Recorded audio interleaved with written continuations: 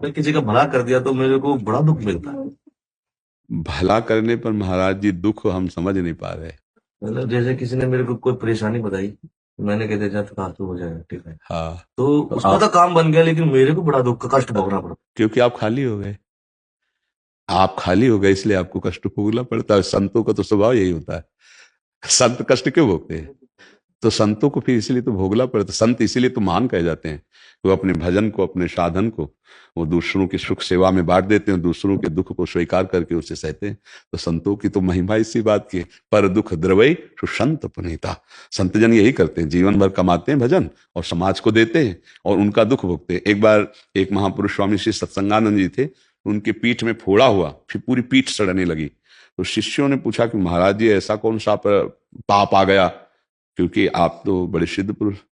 तो उन्होंने किसी प्रिय शिष्य का बताया कि ये उसका प्रारब्ध है, वो आया हुआ है और उसको भोग लेते हैं। भाई जी हनुमान प्रसाद पोद्दार जी के जीवन से राधा बाबा का प्रारब्ध। तो संत जन बड़े कृपालु होते थे, जैसे कोई दुखी आया, 2 4 10 दिन दंडवत की सेवा की, इतने में सुखी हो गए, संत प्रसन्न हो गए। बाबा एक कष्ट जाओ, अच्छा उनकी वाणी से निकल के जाओ, ठीक हो जाए, वो तो ठीक हो जाएगा।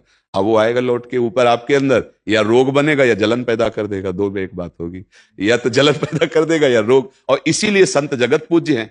इसीलिए तो पूज्य है कि अपने को कष्ट देकर, अपने को मिटाकर वो दूसरे को सजाते हैं। इसीलिए तो उनको सब प्रणाम करते हैं।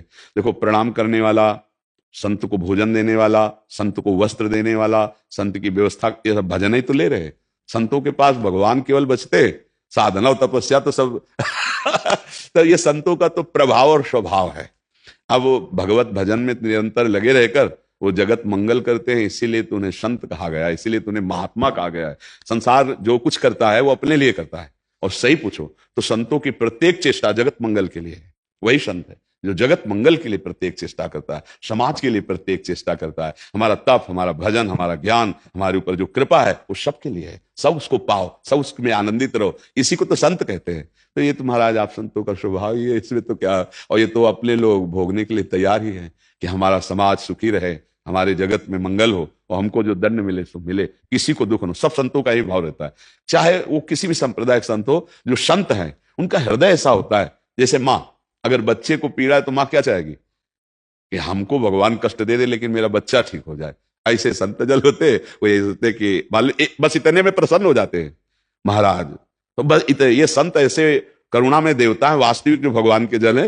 बस इतने करवद, उनको जल चढ़ाने की भी जरूरत रही है। वो केवल हाथ जोड़ने मात्र से करुणा देखा कि दुखी है, जा भैया, अच्छा। तो वो केवल ऐसे नहीं कह दिए जा भैया, दे दिए। जो बड़े कष्ट से सर्दी गर्मी बरसात सह कर तप कर रहे, वो एक क्षण में तुम्हें, अब तुम्हारा मंगल हुआ, अब उनका फिर लौट के आएगा ला।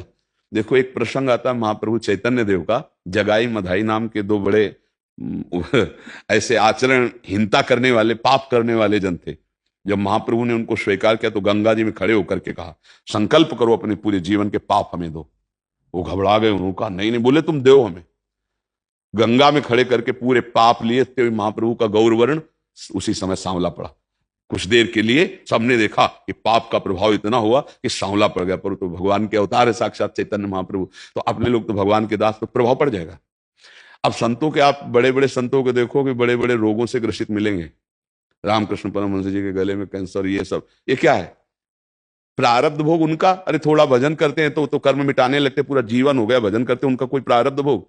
वो समाज का एकत्रित करके ले लेते हैं अपने जीवन और बताते नहीं। उदार, ये तो मान लो आपने प्रश्न किया, वो उसको नहीं बताते जिससे ले लिया। उसको पता भी नहीं है कि तुम्हारे माता पिता भी तुम्हें इतना प्यार नहीं करते जितना संत ने कर दिया। तुम्हारे प्रारब्ध का अपहरण कर दिया, प्रारब्ध को स्वयं ले लिया, भोग लिया और तुम्हें निहाल कर दिया। इसीलिए तो संत चरण रज संत महिमा इतनी प्रसिद्ध है। जो भगवान के सच्चे मार्ग के पथिक है वो जगत मंगल करते हैं। पर अब दुख तो उधर भोगे चाहे इधर भोगे, आएगा तो लौट के है ही है। तो अब अपने लोग बहादुर भगवान के मार्ग के पथिक है, इनको भोगते चलें और कमाई करके इनको देते चले। जैसे पिता कमाता है पुत्र आनंद लेता है, ऐसे ही संत जन, सच्ची मानिए, अगर संत हैं तो आप सुरक्षित हैं। नहीं जैसे पापाचरण हो ना, गर्भ हत्या, भ्रूण हत्या, व्यभिचार, पापाचरण, ये विध्वंस कर दे। पर ये जो सच्चे भगवान के संत जन हैं, ये जो अभी विश्व में विराजमान है, भले को देखे या न देखे, उनका जो भजन तप है वो मंगल कर रहा है जगत में। जैसे एक फूल खिलता है ना, उसकी खुशबू होती है ना, तो वो खुशबू हमारी घ्राणेन्द्रिय को पता चलती है, लेकिन असली स्वाद भंवरा लेता है पराग का। ऐसे जो संत जन है उनका लाभ श्रद्धावान लेते हैं। यद्यपि सबका मंगल वो करते हैं, पर लाभ विशेष, जैसे भौरा पराग का लेता है, ऐसे श्रद्धावान लेते हैं।